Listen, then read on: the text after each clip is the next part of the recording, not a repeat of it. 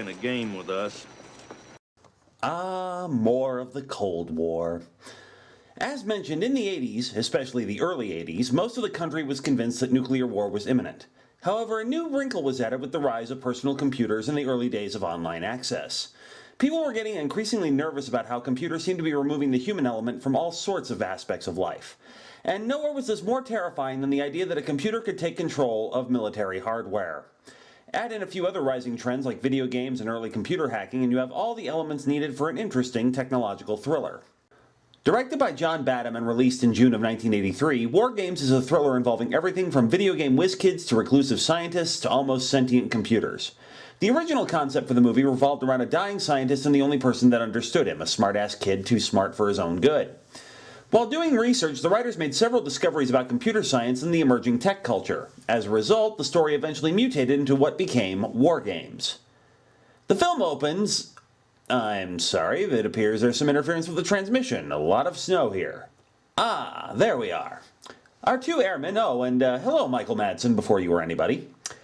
Anyway, our two airmen are coming on duty in one of the central launch command rooms for the United States battery of nuclear missiles, and it also appears that this facility has a problem with public urination, given the sign.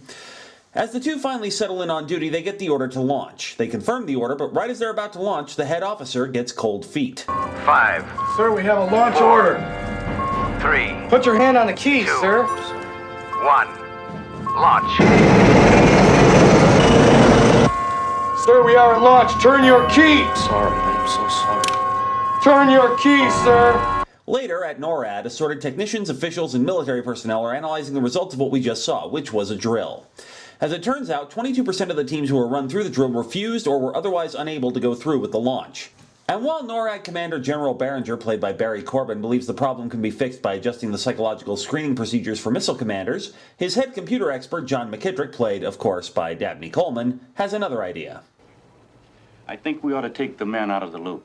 McKittrick shows the representatives from the White House the Whopper, War Operations Planned Response, which takes intelligence received by the NORAD computer system, then uses that information to play an endless series of war games with the goal of determining the best possible strategy in the event of nuclear war.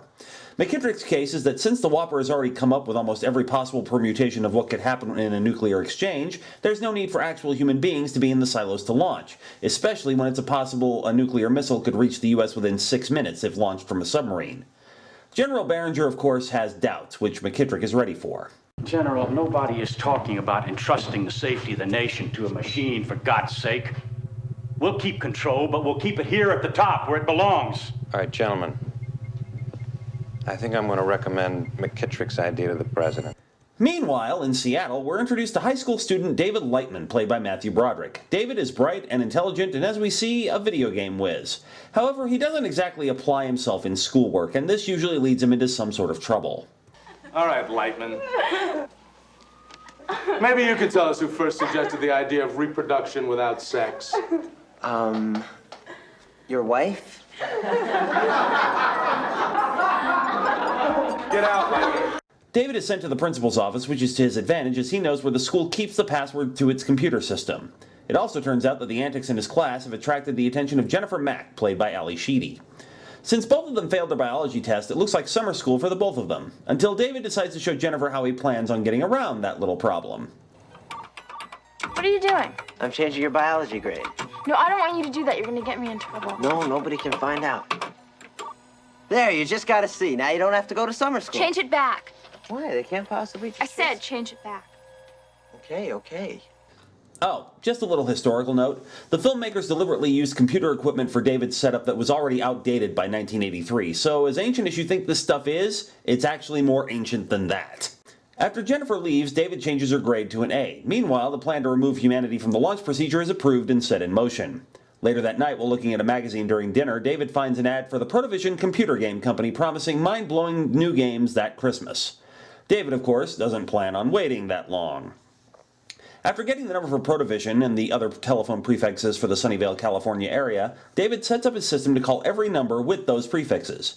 The next day, Jennifer changes her mind and asks David to switch her grades again. David takes her back to his place where he reveals he already changed her grade, and they look at what other computers David's managed to connect to, which include a bank and the Pan Am Airlines reservation system, where, just as a goof, they set up a reservation for a flight to Paris. But it's their third choice that gets really interesting, generating nothing but a logon prompt.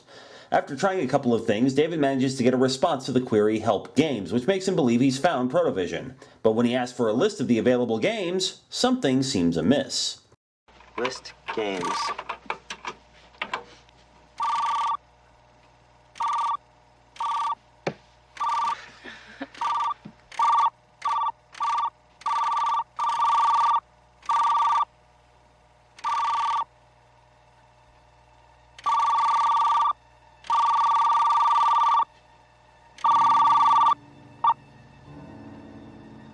Oh my God. With this rather unusual list of games, David and Jennifer go to see a couple of computer technicians he knows, Jim and Melvin, played by Maury Chaykin and Eddie Deason. Theater-wide biotoxic and chemical warfare. This didn't come from Protovision. Jim, how do I get into that system? I want to play those games. Well, you'll never get in through the frontline security, but you might look for a back door. Well, whenever I design a system, I always put in a simple password that only I know about. That way, whenever I want to get back in, I can bypass whatever security they've added on. That's basically what it is. Okay, you really want to get in, find out as much as you can about the guy who designed the system. Aw, come on, I don't even know the guy's name.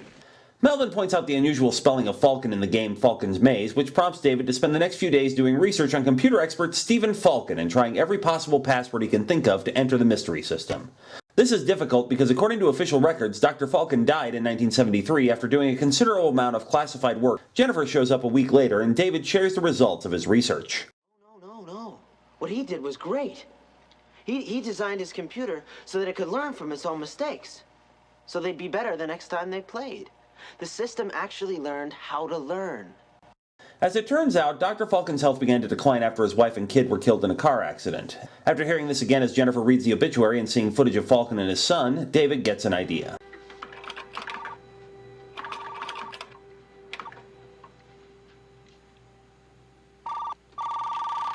Wow. And after some initial conversation, the phrase which has sent a chill down many a computer user's spines is heard. Shall we play a game? David decides to play Global Thermonuclear War, despite the computer trying to dissuade him, and goes one step further by deciding to play as the USSR. This has unexpected consequences when the Whopper begins displaying the game on the main screens at NORAD, indicating that Russian missiles are heading toward Las Vegas and Seattle. Aircraft is scrambled and NORAD goes on high alert. However, they're surprised when David shuts off his computer to deal with the family dog getting into the trash. Confirmation comes when McKittrick's assistants announce that what they just saw was a simulation and that someone from the outside got into the system. And while they were unable to pinpoint where the access came from, they do know it's somewhere in Seattle. The next day after school, David gets his first inclination of what he did when the news has a story about the mobilization of the military following an erroneous report of a missile attack. Jennifer calls and manages to calm David down. Under her advice, David gets rid of his research and the number and isn't planning on calling it again, hoping that the government didn't trace the call. However, it would appear that the Whopper, or as it's going to be known throughout the rest of the film, Joshua, isn't willing to abandon the game. Yesterday's game was interrupted, although primary goal has not yet been achieved. Solution is near. Since the object of the game hasn't been achieved, Joshua insists on continuing the countdown, revealing there's just over an estimated 52 hours remaining in the game. David demands to know what the primary goal of the game is. What is the primary goal? To win the game. David hangs up, but Joshua calls right back, causing David to unplug the phone.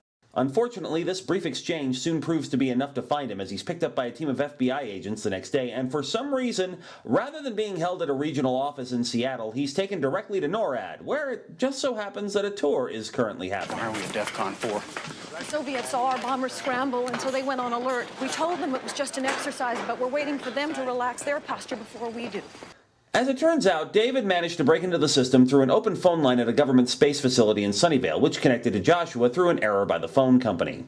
However, suspicion remains on David because of Joshua's returned call after McKittrick's team had the rogue line secured. McKittrick refuses to believe this was an accident and that David is working with someone on the outside. The FBI agrees as David fits the profile of someone the KGB would target for recruitment. McKittrick decides to talk to David and illustrates how serious the situation is. See that sign up here? Up here? Yeah. DEFCON? That indicates our current defense condition. It should read DEFCON 5, which means peace. It's still on a 4 because of that little stunt you pulled. Actually, if we hadn't caught it in time, it might have gone to DEFCON 1. You know what that means, David? No, what does that mean? World War III. David tells McKittrick Joshua called him, but of course McKittrick doesn't believe him. McKittrick asks who David was planning to go to Paris with, and David doesn't want to get Jennifer in trouble for something she had nothing to do with and asks for a lawyer. McKittrick, however, is not in the mood for evasion. I think we better forget about the lawyer crap until I get a few answers out of you myself. A phone call comes in with even more bad news. The codes for launching the missiles have been stolen from the Whopper. Of course, they actually haven't been, as Joshua has taken them. The codes won't be accepted unless NORAD is at DEFCON 1, and McKittrick says he can change the codes in less than an hour, and he suspects David's working with someone on the outside. General Barringer isn't willing to take a chance of the Russians retaliating should the codes be used, and orders NORAD be placed on DEFCON 3. This gets David's attention, and he logs into Joshua to see what's going on. Are you still playing a game? Of course, I should reach DEFCON 1 and launch my missiles in 28 hours. Is this a game, or is it real? What's the difference? Despite this chilling news that Joshua makes no distinction between the game and reality, it does drop a bombshell in David's lap when it reveals that Professor Falcon has a classified address under the name of Dr. Robert Hume in Oregon. However, because McKittrick's secretary saw David messing with McKittrick's computer, the FBI immediately detains David, informing him he'll be transferred to Denver, where he'll be indicted for espionage. David tries to convince McKittrick to call Falcon and tell him what's happening, but his pleas fall on deaf ears, and he's thrown back into the secure infirmary room. David manages to rig up a device to record the computer tones that will open the lock using a pocket tape recorder and a couple of surgical clamps. He does some rewiring to mess up the lock, sneaks out of the infirmary, and joins the tour group, managing to escape on their bus. Later, he manages to get to a phone booth and, using some old-school methods, tries to get a phone number for Dr. Falcon, but has no luck either under his alias or his own name. He then calls Jennifer and asks her to wire him some money so that he can get to Oregon to find Falcon.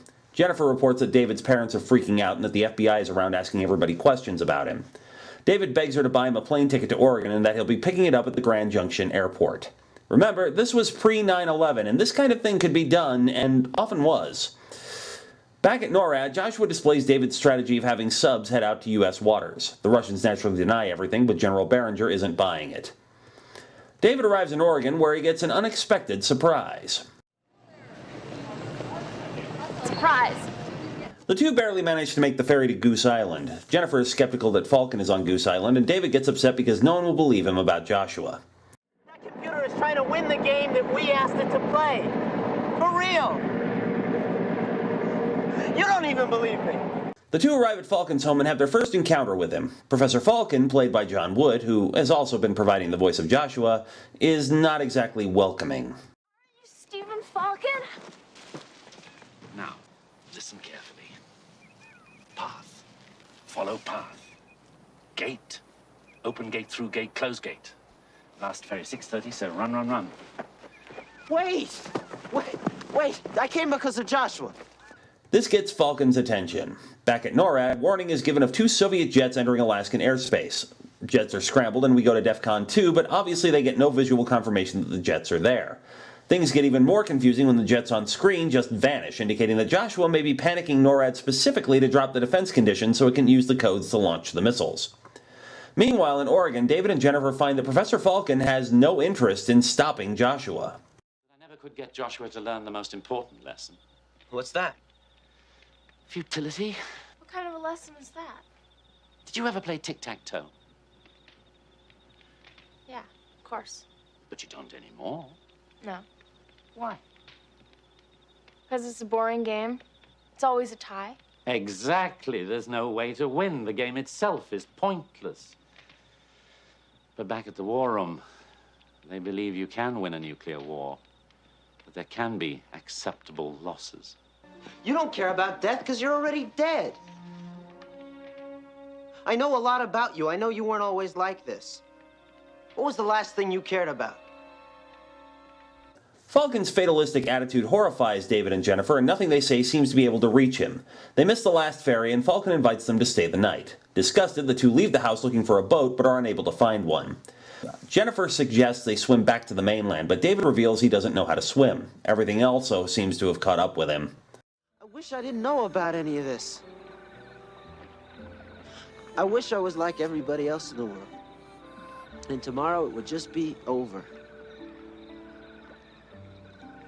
There wouldn't be any time to be sorry.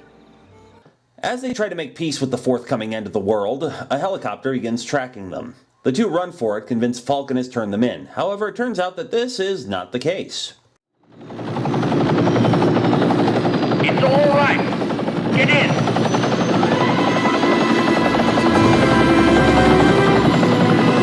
Back at NORAD, a launch detection of over 300 ICBMs is announced, causing NORAD to go to DEFCON 1. Things escalate when a sub-launch is detected. The mountain base is ordered to be sealed, and David, Jennifer, and Falcon barely manage to get inside before everything is shut down. Falcon tries to convince Berenger that what he's seeing on the screens isn't real. General, do you really believe that the enemy would attack without provocation, using so many missiles, bombers, and subs, so that we would have no choice but to totally annihilate them? 1 minute and 30 seconds to impact. General, you are listening to a machine. Do the world a favor and don't act like one. The general tells the president that the attack cannot be confirmed and advises against retaliation. The president agrees. Senior controllers at the first three targets are contacted and informed of the situation. The attack happens, and everyone watches as supposedly the bases are wiped out. However... Yeah, we're here. Jesus H. Christ, we're still here. Showing impact. No, sir, no impact. We're alive and well. With the attack proven to be only part of the game, Berenger recalls the bombers and orders the missiles stood down. Unfortunately, there's a problem.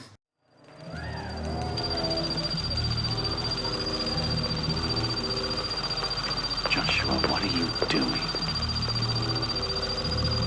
Joshua refuses to let anyone have access back into the system and begins running launch codes through the system looking for the right one to launch the missiles. And just shutting the computer down would be as disastrous. It would interpret a shutdown as the destruction of NORAD. The computers in the silos would carry out their last instructions they'd launched. Well, can we disarm the missiles? Over 1,000 of them. There's no time. At this rate, it'll hit the launch codes in 5.3 minutes. I'm ordering our bombers back to fail safe. We might have to go through this thing after all. Unfortunately, Falcon's password has been removed since David's escape, and the three look for any sort of idea. I told you not to start playing games with that thing.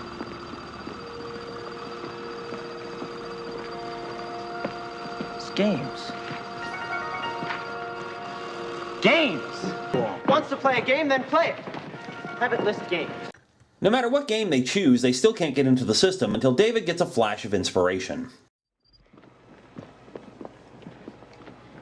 It's not on the list. What's not on the list? Go ahead. It's got to be in there somewhere. Tick, tack, toe.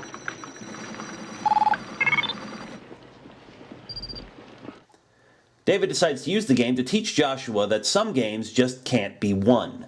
He sets up the game so Joshua plays against itself. As Joshua plays, it figures out the launch codes and fries a few circuits when it can't win the game. And then it applies what it's learned to the current game.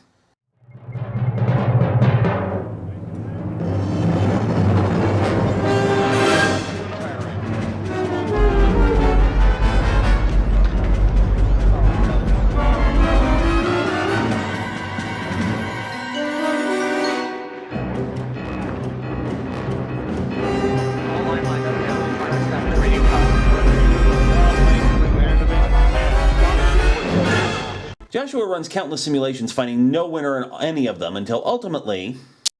Greetings, Professor Falcon. Hello, Joshua? Strange game. The only winning move is not to play. Joshua returns control to NORAD, and... Colonel Conley, take us to DEFCON 5. Yes, sir. WarGames, while far-fetched by today's standards, is a movie that reflected the fears that many people had in the 80s, not only of nuclear war, but of the rapid advances in technology that were being made. The film was a success, earning $79.6 million against a $12 million budget. The movie is well-paced and engaging, making its 2-hour runtime fly by. The acting is excellent from all the participants, with naturally Matthew Broderick, Ali Sheedy, and John Wood being the standouts. However, for our purposes, let's talk about Dabney Coleman. While he's very much a supporting character, Coleman portrays McKittrick as an intelligent man who is genuinely concerned about the defense of the nation, and yes, he has a bit of an ego, but by and large, you get the feeling that McKittrick is not a bad man, as opposed to an irredeemable ass like Frank Hart. We don't get as much of him in this movie as 9 to 5, but his performance is memorable enough to be ingrained in the minds of millions of 80s kids. I'm Aaron Mills. Join me again next week for the third and final part of the Dabney Coleman trilogy on the next Saturd80s. Damn it, I'd piss on a spark plug if I thought it'd do any good.